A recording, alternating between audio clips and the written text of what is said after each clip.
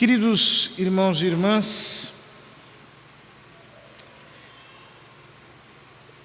a igreja celebra, dentro da oitava de Natal, essa comemoração pelos santos inocentes. E duas ideias me parecem muito importantes ao analisar o texto do Evangelho de hoje. Primeiro, o anjo alerta José de que Herodes vai procurar o menino para matá-lo. Ou seja, mal Nosso Senhor tinha nascido, já está trazendo desconforto para o rei. É uma ideia muito importante. O famoso pregador da corte francesa, Bossuet, num sermão comentando esse texto, chama Nosso Senhor de aquele menino incômodo. Ou seja, como a presença de Nosso Senhor trazia desconforto. E talvez a gente também faça uma experiência parecida, obviamente não no mesmo nível que o de Cristo. Estamos agora nessas festas do final do ano, né? E às vezes as nossas posturas trazem incômodo. Então, por exemplo, todo mundo querendo fazer simpatias e a gente é do contra. Não, eu não faço isso. Aí o pessoal começa a falar da previsão dos feiticeiros para o ano de 2022. A gente diz, olha, eu não acredito nisso, dá as costas e sai. Que presença incômoda é essa? Mas não só isso. Quantas vezes as pessoas querem naturalizar o pecado, querem banalizar a violência, querem transformar em aceitável aquilo que para um cristão é inadmissível. E nós vivemos em tempos um pouco assim, em que a brutalidade tirou a máscara. Então as pessoas querem justamente conquistar, digamos assim, espaço de uma espécie de tolerância negociada, quando nós colocamos os nossos valores em questão. Como é difícil, nesse momento, a gente ter a alegria de ser incômodo. A gente se sentir confortável na posição de desconfortável. A gente, por exemplo, conviver com o fato de que muitas vezes a gente vai ter que ser anticlima.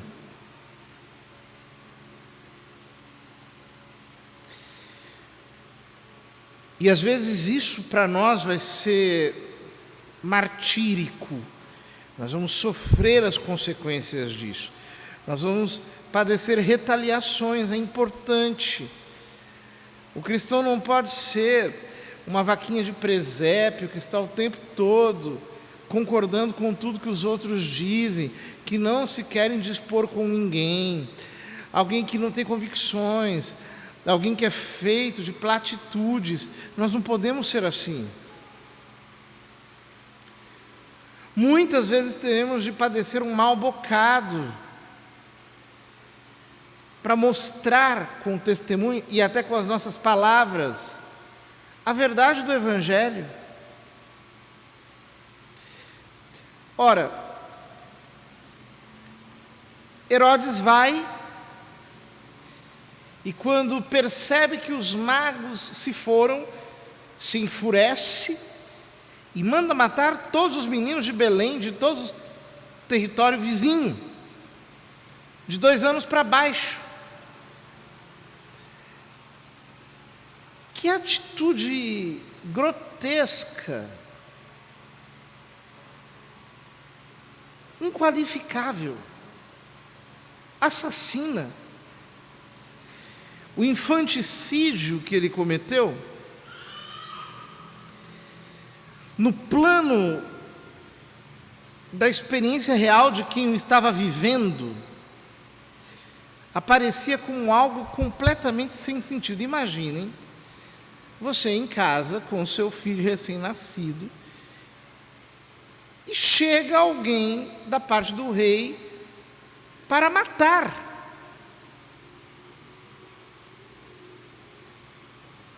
O texto recupera uma profecia de Jeremias que diz: ouviu-se um grito em Ramá, choro e grande lamento. É Raquel que chora seus filhos e não quer ser consolada. Por quê? Porque é um choro de indignação, é um choro de protesto, é um choro de quem não aceita aquela absoluta e gratuita violência.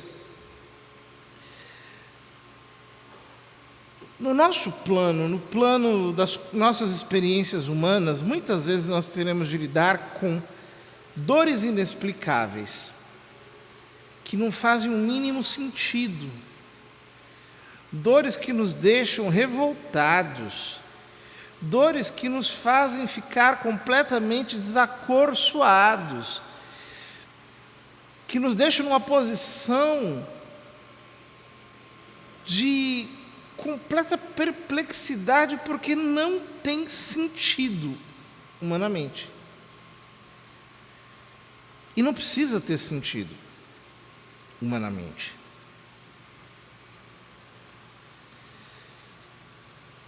Essa é uma das coisas mais belas quando nós lemos a Escritura, é perceber que dor, sofrimento, morte, privação, fome, abandono, perseguição, dificuldade, fazem parte da vida do justo e do ímpio. Jesus, no Sermão da Montanha, diz que Deus faz o sol brilhar para os justos e injustos e faz a chuva cair sobre justos e injustos. Mas o mesmo que vale para o sol e para a chuva, vale para tragédias, desgraças, sofrimentos, doenças e assim por diante. É o que nós vemos, por exemplo, no livro de Jó, que é uma grande reflexão sobre o sofrimento.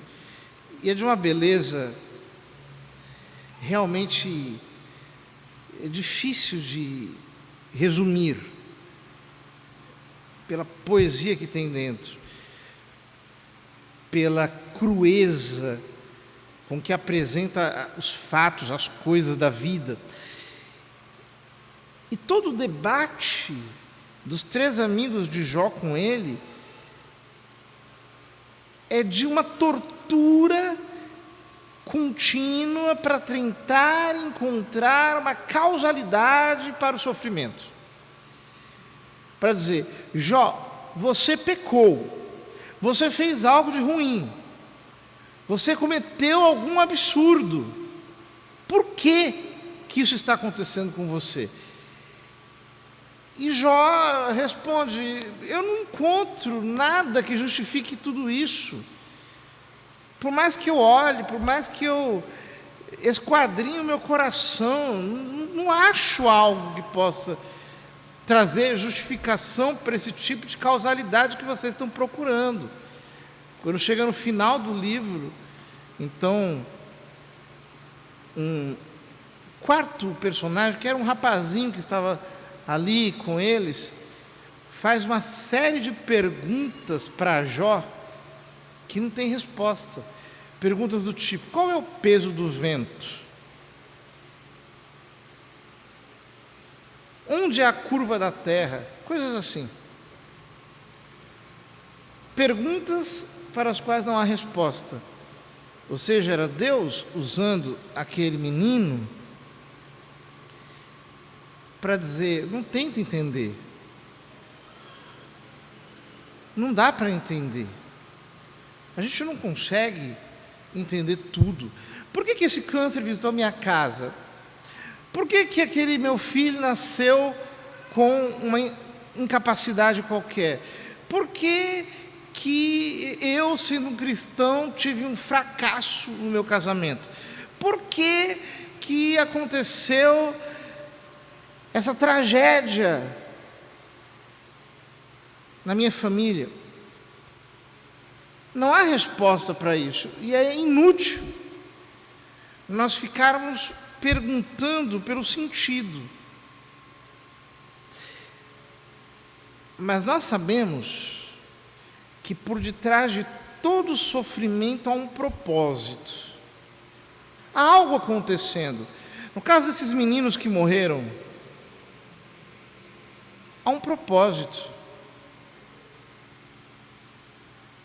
O Salvador foi salvo da morte pelo testemunho das suas vidas, a fim de dar a sua vida pela vida deles, pela vida de todos nós.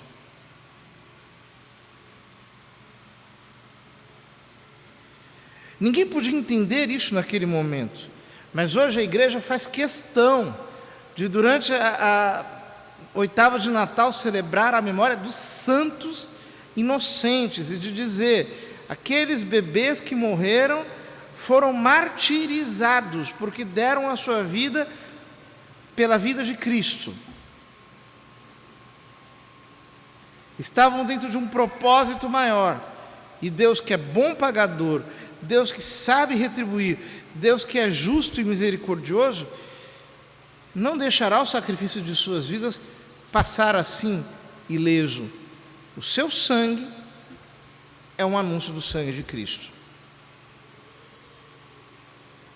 Ora, tudo aquilo que a gente passa, de alguma maneira, carrega a marca do Cordeiro imolado. Nós não sabemos como exatamente, nem porquê, mas há um propósito. E o fato de nós sabermos que há um propósito deve nos levar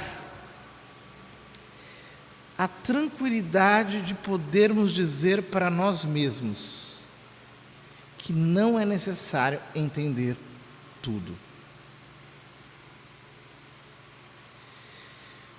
Vamos pedir a Nosso Senhor que nos conceda essa serenidade. É um grande privilégio, o privilégio de não precisar entender tudo. O privilégio de poder lidar apenas com aquilo que a gente é capaz de resolver, no mais, descansar na fé. Isso é bom, isso é bênção, isso é vida cristã. E é algo tão diferente dessa teologia da prosperidade que tem cegado tantas pessoas, né? Que acham que, por ser fiel a Deus, o homem tem direito de que tudo dê certo. Não. Não é assim. Não foi assim que Cristo foi tratado. Não é assim que nós somos tratados. Nós precisamos apenas, crendo, amar a vontade de Deus e esperar que um dia nós entenderemos exatamente quais foram os propósitos da divina providência na nossa vida.